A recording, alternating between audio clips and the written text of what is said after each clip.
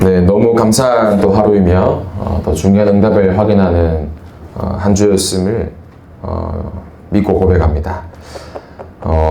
감사하게도 우리 부장님과 우리 선생님 분들께서 마음 모아 주셔서 교회에 드럼을 이제 헌물해 주셨어요. 그럼 얼마나 감사합니까? 금요일에 오신 랩런트들은 느꼈죠. 얼마나 이렇게 분위기가 좋았습니까? 영적인 분위기가.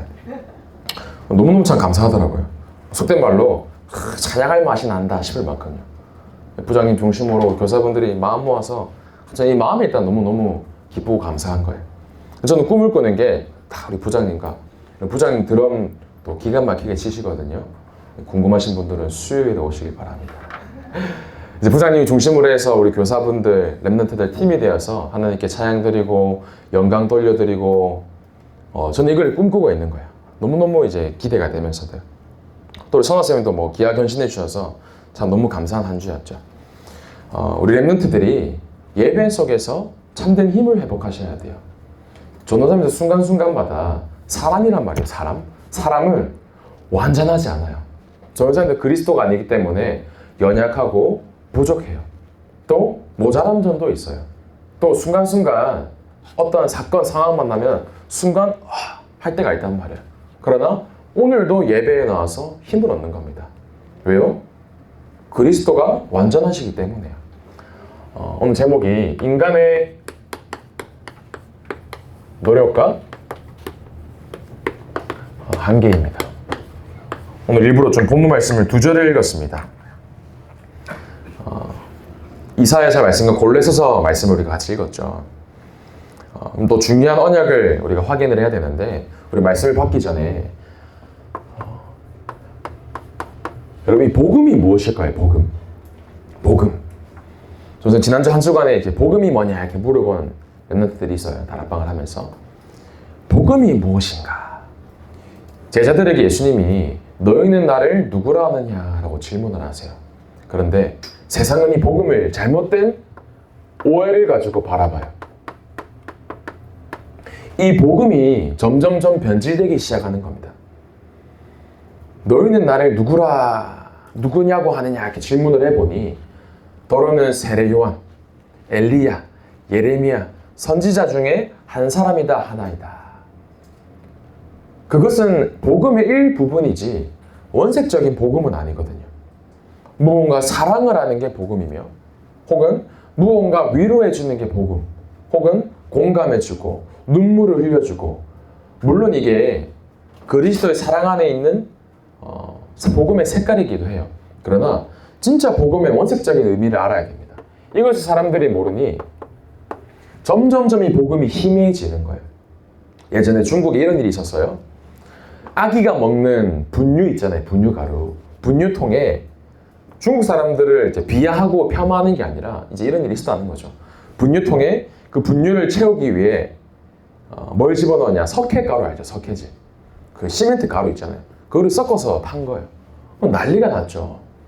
근데 그게 얼마나 들어갔건 관계없이 조금만 들어가도 사실 생명에 치명적인 영향을 끼치잖아요.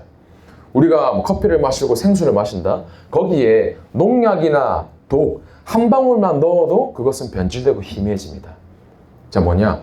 복음이 조금씩 변질되고 희미해지며 종교화 돼가고 있어요. 교회를 갔는데 그리스도만 얘기하는 게 아니라 그리스도도 얘기하면서 다른 걸 얘기해요. 특히 미국은 자유신학이 들어가면서 어떤 일이 벌어지냐? 저 미국의 교회를 꽤 몇 개 가봤거든요. 실제로 설교를 들어보니 뭐라고 얘기하냐? 당신은 할 수 있습니다. 여러분 힘 빠져도 괜찮아요. 힘내세요. 노력하면 할 수 있습니다. 그게 선풍적인 인기를 끄는 거예요. 자유주의 신학이 들어가니. 뭐냐? 사람들 그래 할 수 있어. 긍정의 힘 들어봤을 거예요. 책. 뭐 유명한 목사님들이 계세요. 조엘 오스틴 목사님. 뭐 누구를 얘기하기 전에 사람들이 복음이 변질되기 시작하니 노력하면 돼. 할 수 있어. 예배 속에서 힘없고 세상에서 도전해봐. 틀린 말은 아니지만 무언가 나에게 들어간다는 거죠. 너희는 나를 누구라 하느냐? 여러분들 이 복음은 절대로 그 무엇도 섞여서 안 되는 원색 복음이 유지돼야 되는 겁니다. 복음이 무엇이냐? 예수가 그리스도며 모든 문제 해결자이신, 십자가에서 모든 것을 완성하신 그 그리스도. 그럼 여기에 어떠한 것도 섞이면 안 되는 거예요. 여러분, 섞인 복음, 변질된 복음, 희미한 복음 붙잡지 마시고 원색 복음 붙잡으시길 바래요. 어제 렘넌트들이랑 선생님이 전사님 집에 와서 조금 자고 포럼도 하는 시간이 있었어요. 뭐 게임도 하고 밥도 먹고 즐거운 시간 보내다가 딱 자기 전에 모여서 이제 포럼을 했단 말이에요. 저는 뭐 얘기했냐면 이거 얘기했어요. 얘들아, 저는 진심을 얘기했습니다. 진짜 복음 여기 올인하고 복음에 집중하며 복음만 붙잡아야 된다. 복음만 말한다는 곳에서도 사람들이 답을 내리지 못하고 방황하다가 흔들흔들 심지어 떠나기도 해요. 왜? 사실은 복음이 희미해지기 시작한 거예요. 복음이 변질되기 시작한 거예요. 렘넌트들만큼은 내 삶의 원색 복음인 예수가 그리스도라는 사실로 결론 내리시길 바랍니다. 그 결론의 방법이 갈보리산 십자가에서 내 모든 원죄, 자범죄, 조상죄, 미래의 문제까지 십자가에서 끝내셨구나. 그 그리스도가 나의 주인임을 고백하는 갈보리산의 시간이 오늘도 있어야 돼요. 선생님 어젯밤에도 기도했습니다. 하나님, 나도 모르게 올라가는 나의 것, 나 중심, 내 생각, 그리스도 십자가에 완전히 끝나는 것을 믿고 확신합니다. 어제도 전사님 밤에 고백했어요. 오늘도 제가 그리스도와 함께 십자가에 못 박히는 겁니다. 날마다 올라가는 내 것은 죽이고 내 힘으로 할 수 있으면 속된 말로 교회 왜 와야 돼요? 올 필요 없어요. 내 힘으로 할 수 있다? 그리스도 필요 없죠. 왜 그리스도가 필요하냐? 나는 절대 불가능하기 때문에. 렘넌트들, 갈보리산의 십자가에서 모든 것 끝내신 그 그리스도 이 한 분으로 결론 내리시기를 바랍니다. 이 응답을 가지고 우리가 확인하는 거예요. 사람들이 어떻게 살아가는가? 사람들이 세상에서 치열하게 살아갑니다. 굉장히 노력하고 열심히 해요.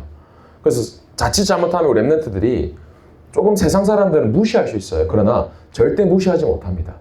이분들이 무시할 대상들은 아니에요. 그럼 사람들은 어떠한 방법 속에 살아가냐? 사실은 물고기가 물을 떠나면 팔딱팔딱 몸부림쳐요. 근데 사람들은 뭐라고 하냐? 야, 저 사람 열심히 사니까 멋있네. 사실은 이 물고기는 물을 떠나서 죽기 직전까지 팔딱팔딱거리며 몸부림치며 멀리서 보면 역동적으로 살아있는 것처럼 보이지만 사실은 죽어가며 답을 몰라 방황하는 모습인데 사람들이 그것을 볼 수 있는 영적인 눈이 없는 겁니다. 몸부림치며 살아가는 사람들의 모습이 창세기 3장의 모습인 거죠. 사람들이 길을 모르고 답을 모르기 때문에 몸부림치며 답을 찾기 위해 방황하는 거예요. 그래서 오늘 말씀을 볼 때 우리 지난주 생명 없는 종교 생활에서 벗어나라 했죠. 사람들이 답을 모르니 종교에 빠지는 겁니다. 종교. 지난달에 있던 일이에요. 저 이라크라는 곳이 있습니다. 그런데 우리 SNS에서 좀 인기 있는 사람을 보고 인플루언서라고 하죠. 영향을 주는 사람. 근데 이라크 한 여성분인데 히잡을 벗고, 히잡이라는 것은 이스라엘 사람들이 이슬람 믿는 종교를 믿는 사람들이 몸에 이제 입는 옷을 히잡이라고 해요. 모자를 쓰고 옷을 입는 것을. 이 히잡, 머리에 쓰는 히잡을 벗고, 우리는 지금 아무것도 안 쓰고 있잖아요. 근데 히잡을 벗고 SNS에 유행하는 릴스 있잖아요. 영상을 찍어서 올린 거예요. 짧은 영상을. 유명한 분이었죠. 그런데 그 영상을 올린 당일날에 집에 이제 집에 있는 차를 타고 슈퍼마켓에 장을 보러 가는데 어떤 한 사람이 차 문을 열고 총을 들고 난사를 한 거예요. 이 여성을 향해. 그 자리에 즉사를 했죠. 왜 난사를 했냐? 이 범행을 저지른 자가 이슬람 근본주의자라는 사람인데, 이슬람 경전에 적혀있는, 우리는 이제 성경을 믿잖아요. 이슬람교는 코란이라는 경전이 있어요. 우리로 치면 이제 성경에 관한 그런 해당하는 내용이 되겠죠. 코란의 가르침을 어겼다는 거예요. 그래서 이 근본주의자가 그 자리에서 무참히 쏴 죽인 거예요. 그럼 코란에 뭐라고 적혀있냐? 코란에 이렇게 되어 있습니다. 여성의 보이는 이제 머리카락이 남성을 유혹할 수 있다. 또 여성의 보이는 맨살이 남성을 유혹하며 성적인 타락, 범죄를 일으킬 수 있으니 얼굴을 제외한 모든 것을 가려라라고 그 코란 성경에 적혀 있어요. 그러니 이 사람들은 코란을 지켜야 하기 때문에 히잡을 써요. 얼굴 빼고 다 가리는데 좀 극단적인 이슬람 사람들은 딱 눈동자 2개 빼고 싹 다 가립니다. 지금 여러분 같으면 지금 다 죽어야 돼요. 특히 여성분들. 근데 이게 무슨 구원입니까? 사람들은 이게 답인 줄 알고 생을 걸어요. 얼마나 생을 거냐? 하루에 6번 메카라는 성전을 향해 절을 합니다. 기도하며. 왜요? 그게 구원인 줄 알고. 근데 여러분, 이슬람의 뜻을 압니까? 이슬람의 원어, 아랍어로 이슬람이라는 뜻은 절대 복종하다라는 뜻을 갖고 있어요. 그러니까 이슬람이 절대 복종이라는 뜻이에요. 그럼 절대 복종은 구원이 아닙니다. 내 의지와 관계없이 태어나 보니 나는 이슬람 국가의 국민인 거예요. 그러면 태어나 보니 이슬람 국가의 국민이었고 나는 이슬람교를 따라야 돼요. 이 이슬람교 히잡 안 쓰고 경전을 따르지 않으면 쉽게 말하면 죽어야 되는 그런 상황. 이슬람만 얘기하는 게 아니죠. 근데 종교라는 단어의 원어 헬라를 봤을 때 데이시 다이모니아예요. 데이시는 데이도라는 단어에서 파생되어 나온 뜻입니다. 그러면 이 데이시라는 말은 두려워하다라는 데이도의 뜻에서 나왔어요. 그 데이시라는 말은 두렵다라는 의미예요. 그럼 다이모니아라는 뜻은 뭐냐? 데몬 들어봤죠? 귀신들이라는 의미를 갖고 있어요. 그러면 종교의 헬라어 원래 뜻이 뭐냐? 귀신들을 두려워하여 섬기는 것이 종교라는 겁니다. 여러분, 종교라는 것은 내 만족과 평안을 줄 수 있는 의미를 가지고 있지 않습니다. 결국 종교가 뭐냐? 귀신을 섬기지 않다가 내가 망할까봐 두려워하여 섬기는 것이 종교라는 겁니다. 근데 이게 답인 줄 알고 사람들은 살아가요. 그럼 또 어떻게 몸부림치냐? 세상을 살아가는데 착하게 살아야 되는 거예요. 오늘 이사야서 64장 선행에 대한 구절입니다. 우리의 몸은 다 부정한데 내가 부정한 존재인데 착하다고 해서 그게 도움이 될까요? 이런 비유 들었을 거예요. 유 목사님 늘 비유 드신 거예요. 해적선에 타는데 해적선에 있는 사람이 아무리 열심히 요리하고 청소하고 착하게 살아도 그건 해적에게 유익한 일인 거라는 거예요. 뭐냐? 착하게 사는 거 구원이 아니라는 겁니다. 비유를 들어볼게요. 천주교 아시죠? 천주교. 천주교에 구원 교리가 있어요. 되게 많은 교리가 있는데 핵심 교리가 뭐냐? 천주교의 구원은 일단 그리스도를 믿어서 끝나는 게 아니라 믿고 난 뒤에 내가 사랑과 선행을 실천해야 된다.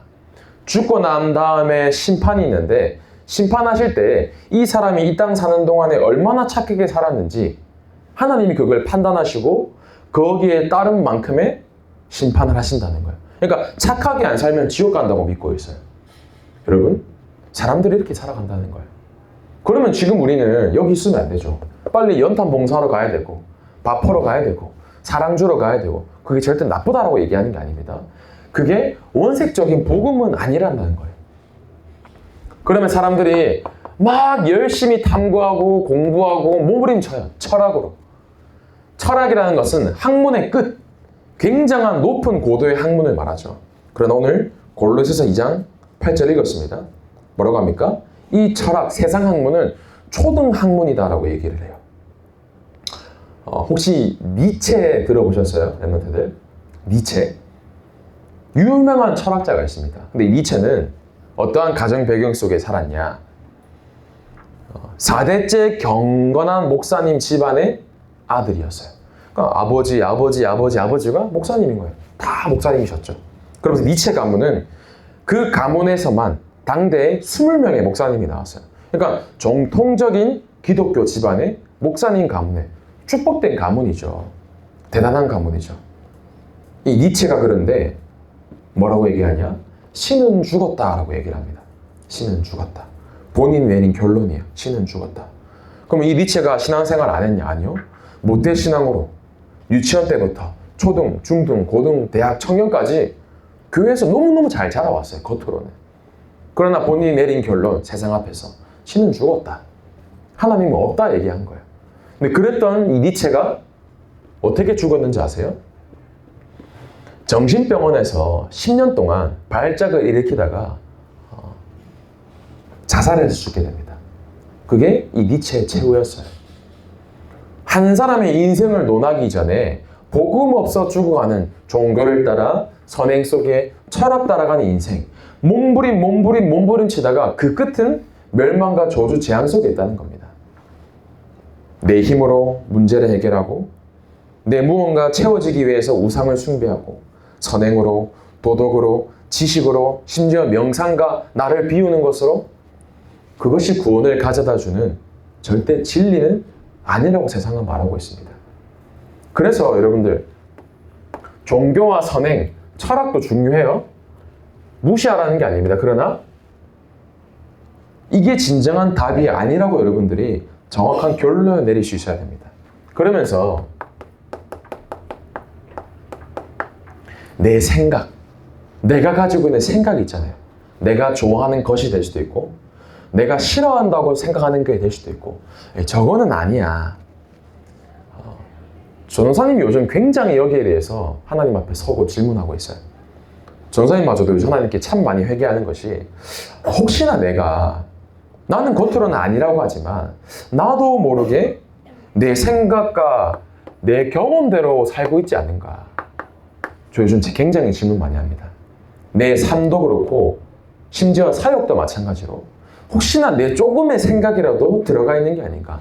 내가 이 원색 복음을 말하는 게 아니라 내가 가지고 있는 게 얘기하고 있는 게 아닌가. 혹은 내 경험이 맞다고 은연중에 드러나고 있는 게 아닐까. 굉장히 저는 하나님 앞에서 질문하고 있습니다. 혹시 나도 모르게 내 힘으로 내 뜻대로 나도 모르는 언행으로 막 상처를 준다든지 어떠한 문제에 내가 걸려 넘어진다든지 혹은 문제를 준다든지 근데 그런 생각과 기도를 할 때마다 주시는 마음이 뭐냐? 그래, 나는 절대 불가능하다. 내가 연약하고 부족하기에 나에게는 그리스도가 필요하다. 모든 결론이 랩런트들 그리스도가 나와야 돼요. 그리스도.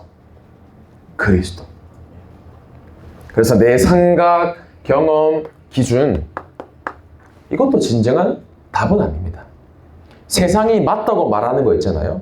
오늘 골로새서 2장 8절 읽었죠? 이것은 사람의 전통과 세상의 초등학문을 따르며 그리스도를 따름이 아니니라. 우리가 공부하고 있는 거 학문이 있죠. 이 학문 누가 만들었나요? 사람이 만들었어요. 과학, 사회, 물론 하나님이 주신 지혜로 만들었지만 세상 사람들이 만들었다는 거예요. 이전에는 맞다고 하는 기준들이 있어요. 예를 들어 성경에는 구약시대에 일부 다처제가 합법이었습니다. 근데 만약에 지금 전도사님이 이제 결혼을 했는데 전도사 아내한테 여보 좋아하는 사람이 생겼어. 그럼 이제 옷을 벗는 게 문제가 아니라 사회적으로 질타를 받죠. 그러니까 예전에는 맞다고 하는 기준이 시간이 지나면 다르게 변하는 게 참 많아요. 하나만 예를 든 거예요. 기준, 화폐부터 시작해서 세상의 법, 제도 모든 것은 진리가 아니기에 언젠가는 변하고 사라지는 겁니다. 그러면 진짜 변하지 않는 복음, 진리만이 여러분들 인생의 잣대가 되고 표대가 되어야 돼요. 그래서 여러분들 내 생각, 경험, 기준 오늘 이 시간 완전히 버리시길 바랍니다. 그러면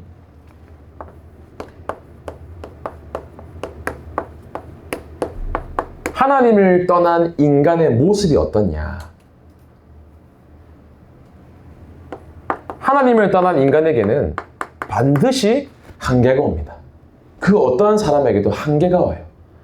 내 힘으로 특히 무언가를 이룬 엘리트들, 전문인들 보면 나 하나님 필요 없어 하거든요. 반드시 어느 순간 한계가 옵니다. 전사님도 마찬가지고 여러분들도 마찬가지고 그리스도 붙잡지 않고 복음 붙잡지 않으면 언젠가는 한계가 와요. 여러분 얼마나 슬픈 조선 뉴스를 봤냐면 두 아이의 아빠 전교 1등 출신이 이제 다큐멘터리에 얼굴을 가린 채 인터뷰를 하는 저는 이제 뉴스를 봤어요. 조금 꽤 긴 영상이었는데 13년 전에 있었던 사건이었어요. 고3 수험생이 안방에 자고 있던 어머니를 흉기로 찔러 살해를 한 겁니다. 얼마나 슬픕니까? 본인이 하나밖에 없는 어머니를 찔러 죽인 거예요. 그래서 또 어떻게 했냐? 사랑하는 어머니를 찔러 죽인 이후에 8개월 동안 안방에 그대로 방치를 한 겁니다. 문을 잠그고. 그러니까 이 8개월 동안에 늘 악몽과 환청, 어머니의 목소리가 들리고 시달린 거예요. 이제 그러다가 이제 심한 악취와 이제 주민의 신고로 발각이 됐죠. 고3 학생이. 근데 이 범행했던 이 당사자가 13년 뒤에 출소하고 다큐에 출연해서 그 당시의 상황과 심경을 이제 인터뷰하는 것을 전사에 봤어요. 그 당시에 징역형이 최소 6년에서 7년인데 이 사람은 3년을 받았어요. 좀 많이 감형이 됐죠. 왜 배경이 뭐냐? 어머니로부터 체벌에 이제 시달렸던 겁니다. 중학교 1학년 때 처음으로 첫 시험을 쳤는데 전교 2등을 한 거예요. 잘한 거 아닙니까? 그렇죠? 근데 어머니가 때린 거예요. 왜? 야, 전교 2등 갖고 되겠어? 무참히 때린 겁니다, 아들. 그 다음 시험 때 전교 1등 했어요. 근데 어머니가 뭐라고 하냐? 야, 전국에 중학교가 5,000개가 있는데 너는 5,000개로 만족할 거냐? 또 혼난 거예요. 초등학교 때는 이제 인터뷰를 보니 대걸레로 매일 맞은 겁니다. 공부 때문에. 중학교 때는 야구 나무 배트로 맞은 거예요. 그러다가 이제 골프채까지 넘어가며 늘 엉덩이 몸은 피로 절여져 있던 겁니다. 듣는데 너무 가슴이 아픈 거예요, 전사님이. 근데 들어보니 이 어머니가 이제 집착을 하는 거잖아요, 성적에 대해서. 상처가 있었겠죠. 자녀에게 집착을 하니 늘 부부가 싸우는 겁니다. 불화로. 남편과 아내가, 남편은 왜 도대체 이렇게 아이를 못 살게 구냐? 아내는 왜 내 자녀 방식 양육에 따라주지 않냐? 싸우다가 이제 남편이 이제 그러면 안 되는데 외도를 한 거예요. 그러다 보니 그 사실을 아는 어머니는 그 외도에 대한 상처와 마음을 더 아이에게 풀기 시작한 겁니다. 그러니 그 범행이 일어났던 당시 그 사건이 9시간 동안 골프채로 맞았대요. 보면서 9대 맞는 것도 힘든데 9시간 동안 골프채를 맞다가 이 당사자가 도저히 안 되겠다, 이러다 내가 죽겠다 싶어서 할 수 없이 이제 어머니를 찔러 죽였다라고 말을 하는 거죠. 찔러 죽인 이후에 계속 시체가 방치되어 있는데 소리가 들리는 거예요, 어머니가. 나를 부르는 소리가. 그래서 마음의 죄책감 때문에 살 수가 없는 겁니다. 환각, 환청. 보면서 분명히 사랑하는 어머니가 아들 분명히 사랑했을 거거든요. 본인의 기준대로 아들이 잘 되라고 하면 했을 거예요, 본인 딸아는. 아들을 미워했으면 방치하고 건드리지도 않았겠죠. 어머니는 사랑하는데 왜 어머니와 아들은 그렇게 처참하게 무너져야 되는지. 부부도 어머니와 아버지 서로 사랑해서 결혼했는데 왜 서로가 상처를 주고받으며 가정이 무너지며 고통 속에 사람들이 살아가고 있는가. 하나님 없는 마음은 그 어떠한 것으로도 채울 수 없습니다. 돈으로도, 노력으로도, 심지어 사람의 사랑으로도, 사람이 힘주는 말의 위로로도 절대로 채울 수 없어요. 하나님을 떠난 인간은 여러분 절대 불가능한 겁니다. 이런 우리를 위해서 그리스도께서 오신 거예요. 절대로 행복할 수 없으며 절대로 이 창세기 3장, 6장, 11장 나 물질 성공 추실 속에 살고 있는 우리가 이 문제에 나올 수 없는데 그리스도께서 우리를 위하여 이 땅에 독생자의 몸을 입고 오신 겁니다. 여러분들 한계 만났을 때 어떻게 하시면 되냐? 복음으로 돌아가시면 돼요.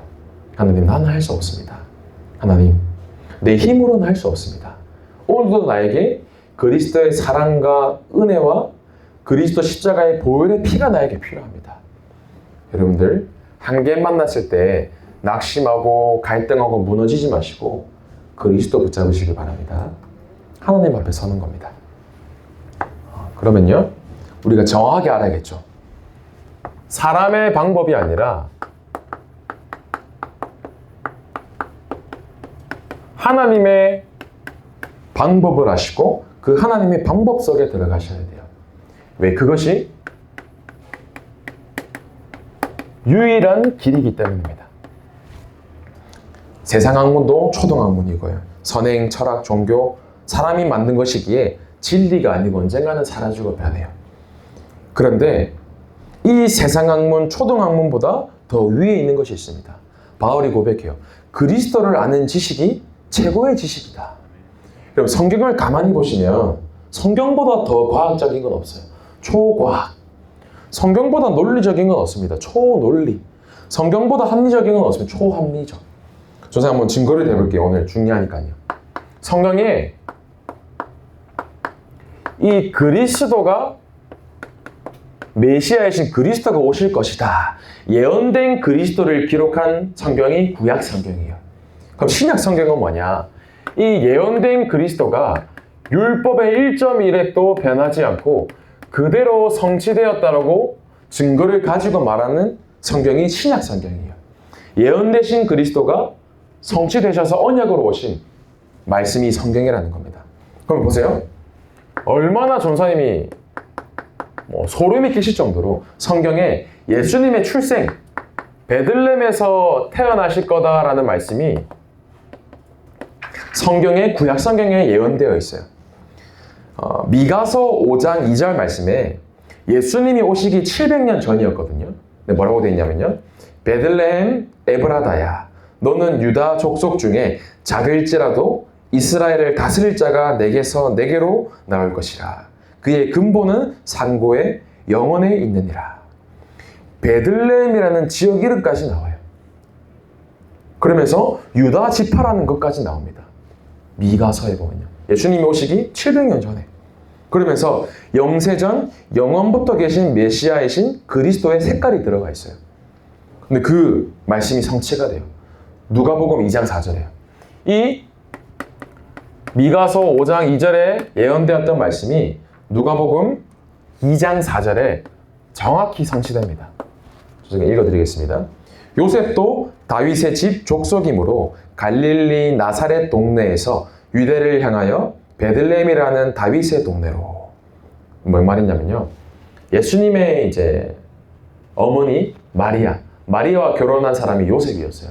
근데 요셉이 원래는 다윗의 집, 그러니까 유다 사람이었어요. 유다 지파. 그러면서 갈릴리 나사렛 동네에 살고 있는 사람이었습니다. 근데 이때 법이 있었던 거예요. 로마 황제가 명을 내려서 모든 이스라엘 백성들의 호적을 조사해라. 인구를 파악해라 한 거예요. 그 당시 법이 본인의 고향으로 돌아갔어야 됐어요. 그러니까 갈릴리 나사렛에 살고 있다가 호적 조사 때문에 베들레헴 본인의 고향으로 이동을 하는 장면입니다. 그 요셉을 통하여서 베들레헴이라는 곳에 예수님이 마구간에서 탄생을 하십니다. 여러분, 베들레헴에서 오실 그 언약이 그대로 성취가 되는 거예요. 그러면서 성경에는 동정녀 마리아를 통해서 오신다라는 말씀이 그대로 성취가 됩니다. 창세기 3장 15절 너무 잘 알죠? 여자의 후손이 뱀의 머리를 상하게 할 것이요. 원색 언약, 원색 복음, 원시 복음이에요. 여자의 후손, 여자의 몸으로 오실 예수님이 예언되어 있었어요. 그러면서 이사야서 7장 14절이에요. 이 말씀은 예수님이 오시기 600년 전의 말씀이에요. 이사야서 선지자는. 네, 이렇게 되어 있습니다. 보라, 처녀가 잉태하여 아들을 낳을 것이요. 그의 이름을 임마누엘이라 하리라. 그리고 600년 전에 처녀가 잉태한다 예언되어 있던 겁니다. 근데 그 언약이 성취돼요. 마태복음 1장 18절에서 20절 말씀입니다. 이 배경이 나옵니다. 아까 말했던 마리아와 요셉이 약혼 후에 동거를 하기 이전이었어요. 그러니까 이 마리아는 남자의 경험이 없는 깨끗한 처녀였다는 거죠. 그런데 이 마리아가 임신을 한 겁니다. 그럼 요셉도 사실은 낙심할 수 있잖아요. 근데 이 요셉이 기도하는 사람이었죠. 근데 그 남편 요셉에게 성령으로 잉태된 것을 말하기 위해 천사가 나타난 거예요. 그러면서 보라, 마태복음 1장 20절에 또 나옵니다. 보라, 처녀가 잉태하여 아들을 낳을 것이요 그의 이름을 임마누엘이라 하리라. 말씀이 1.1획도 바뀌지 않고 변하지 않고 그대로 성취가 된 거예요. 믿어지십니까? 믿어지는 은혜가 있으시길 바랍니다. 하나만 더 살펴볼게요. 예수님께서 십자가에 못 박히시는 사건까지 예언되어 있습니다. 시편 22편 1절부터 18절까지 말씀이 예수님의 오시기 전 1040년 전에 다윗이 태어났거든요. 그러니까 1000년 전에 예수님이 십자가에 못 박히실 게 예언이 되어 있다는 거예요. 놀랍지 않습니까? 저만 지금 소름이 돋나요? 시편 22편 7절에 나를 보는 자는 다 나를 비웃으며 입술을 삐죽거리며 머리를 흔들며 말하되. 예수님이 십자가에 매달리시고 조롱당하고 비난받을 것을 이미 예언되어 있는 거예요. 그래서 15절에 내 혀가 입천장에 붙었나이다. 주께서 나를 죽음의 진토 속에 두셨나이다. 십자가에 못 박히신 후에 목이 마르시다 하시거든요. 그것까지 예언이 되어 있어요. 그러면서 16절에 악한 무리가 나를 둘러 내 수족 손과 발에 찔렀나이다. 십자가에 손과 발이 못 박히는 게 예언이 되어 있어요. 또 18절에는요. 내 겉옷을 나누며 속옷을 제비 뽑나이다. 이렇게 나와 있거든요. 예수님이 십자가에 못 박히시고 옷을 군인들이 완전히 벗깁니다. 근데 군인들이 막 장난치는 거예요. 이 옷을 쪼개서 누가 가질까 얘기를 하는데 그때 얘기를 합니다. 그 요한복음 19장 24절에 군인들이 이것을 찢지 말고 누가 얻냐 제비 뽑자 장면이 나와요. 제비 뽑기까지 예언이 되어 있어요. 이 정도 되면 그리스도 믿을 만하지 않습니까? 초과학적이며 초논리적이며 하나님의 말씀은 예언된 대로 모두 성취되었습니다. 여러분들 그리스도 믿으시기 바랍니다. 하나만 더 볼게요. 시편 22편 1절 예수님이 하시는 절규조차 예언이 되어 있어요. 시편에 뭐라고 되냐면요. 내 하나님이여 내 하나님이여 어찌 나를 버리셨나이까. 마태복음 27장 46절에 예수님이 십자가에 못 박히시고 고백하세요. 엘리 엘리 사마 엘리 엘리 라마 사박다니. 해석을 하면요. 나의 하나님 어찌하여 나를 버리셨나이까. 하나님을 두 번 부르며 나를 어찌 버리셨나이까까지 그대로 예언되어 있는 겁니다. 십자가에서 모든 것을 끝내신 그리스도 진정으로 믿으시기 바랍니다. 그 그리스도가 이 땅에 몸을 입고 오신 거예요. 그것을 보고 성육신하신 그리스도라고 해요. 태초에 말씀이 계시니 그 말씀이 곧 하나님이시니라. 말씀이 육신이 되어 우리 가운데 거하시네. 이 땅에 몸을 입고 오신 겁니다. 그러면서 십자가에 못 박히신 후 사흘 만에 부활하신 그리스도. 예언된 대로 성취되었습니다. 그 그리스도께서 우리의 모든 문제를 참 제사장으로 완전히 해결하신 줄 믿으시길 바랍니다. 그러면서 사단의 머리를 박살내시며 앞으로 오실 재림주로 이 땅에 천국 복음이 모두 전파된 때에 이 땅에 오실 재림주 그리스도. 그러면서 앞으로 심판하러 오실 심판주 그리스도까지. 오늘 이 시간에 인간의 노력과 한계, 방법 속에 갇히지 마시고 하나님의 방법이신 오직 예수 그리스도 붙잡는 은혜가 임하길 원합니다. 그래서 결론입니다.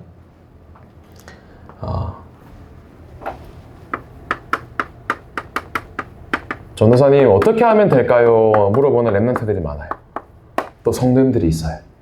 어떻게 해야 될까요? 직장이 될 수도 있고요. 지금 아마 고민하는 게 있으실 수도 있어요. 이거 어떡하지? 이거 도대체 어떻게 풀어야 될까? 어떻게 해야 될까? 진짜 방법이 있습니다. 그게 뭐냐? 사람의 말, 사람의 행동, 지식 붙잡는 게 아니라 정확한 하나님의 말씀 붙잡으세요. 그러면서요, 인간의 내 노력, 그게 아니라 그리스도께서 내 안에 계시며 내 안에 계신 그리스도의 능력 붙잡으시길 바랍니다. 그러면서 내 인생을 경험 따라가는 게 아니라 예언되었음에 성취된 하나님의 말씀을 붙잡고 그 말씀 따라 도전하시길 바랍니다. 그러면 무엇이 진정한 방법이냐? 진짜 사모를 하십니까? 진짜 사모를 해보세요. 전사님 사모를 한다고 뭐 보이나요? 보이던데요. 사모를 하면 진짜 달라지나요? 달라지던데요. 내가 진짜 말씀 속에 있잖아요. 달라집니다. 내가 진짜 기도하잖아요. 반드시 기도는 응답됩니다. 사모를 진짜 누리시길 바래요. 그 속에서 오늘 일어나는 모든 일, 스케줄부터 만남, 모든 사건, 문제가 응답으로, 갈등이 갱신으로, 위기가 기회가 되는 이 사모늘과 삼집중의 증인이 우리 중고등부가 되길 원합니다. 어른들이 봤을 때도 저 랩런트 봐라. 진짜 저 랩런트 봐라. 불신자들이 봤을 때도 야, 저 사람 봐라. 진짜 뭐가 있구나. 이게 되어지는 사람은 24시가 되어질 겁니다. 그러면 24시 되면 반드시 응답과 하나님의 계획은 보일 수밖에 없게 됩니다. 그래서 여러분들이 인간의 노력과 한계에 매이지 마시고 유일한 길이신 그리스도 붙잡고 사문을과 삼집중에 도전하는 우리 모든 중고등부 되기 원합니다. 기도하겠습니다. 하나님 감사합니다. 우리의 남은 인생은 나의 노력과 나의 열심과 나의 경험과 나의 기준과 나의 방법으로 살아가는 것이 아니라 유일한 답이며 유일한 길이신 그리스도로 결론 내게 하시며 그리스도 안에 거하게 하시며 그리스도 따라가는 그리스도 붙잡는 원색 복음 가진 증인으로 사는 우리 모든 렘넌트 될 수 있도록 주님이 한없는 은혜 허락하여 주옵소서. 살아계신 예수 그리스도 이름으로 기도하옵나이다. 아멘.